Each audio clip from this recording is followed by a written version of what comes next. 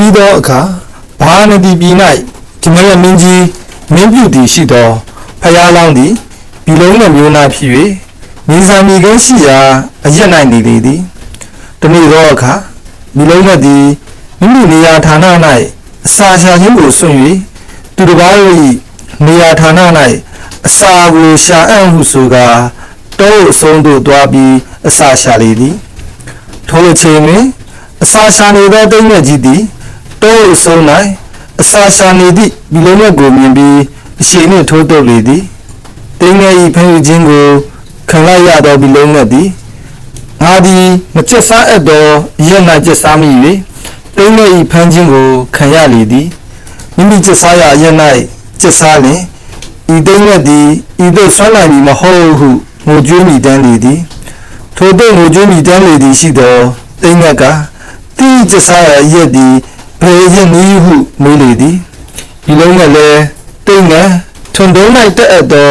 ထွန်သွားပြီးထွန်ထားသောမြေဆိုင်ခဲရှိရာအရက်သည်ငါ၏ကျက်စားရအရက်ဖြစ်သည်ဟုပြောလိုက်လေသည်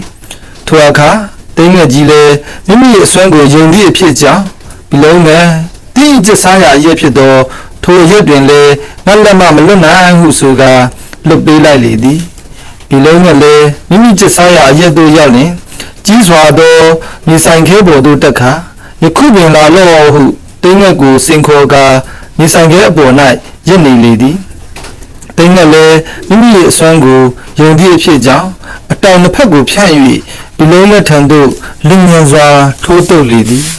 ထိုအခါဒီလုံးနဲ့လည်းမြေဆိုင်ခဲကြားသို့လင်းမြန်စွာပြေးဝင်လိုက်ရာ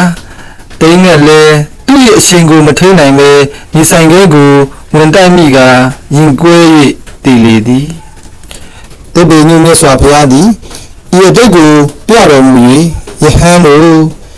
ဤတိရစ္ဆာန်တို့သည်လည်းမကျက်စားတဲ့သောအရင်၌ကျက်စားကုန်သည်ရှိသောယင်သူလက်သို့ရောက်ကုန်၏ကျက်စားတဲ့သောအရင်၌ကျက်စားကုန်သည်ရှိသောယင်သူကိုနှိမ်နှင်းနိုင်၏ထို့ကြောင့်သင်တို့သည်လည်းမကျက်စားတဲ့သောအရင်၌မကျက်စားကြကုန်၏ယဟန်တို့အရာမဟုတ်သောမကျက်စားအပ်သော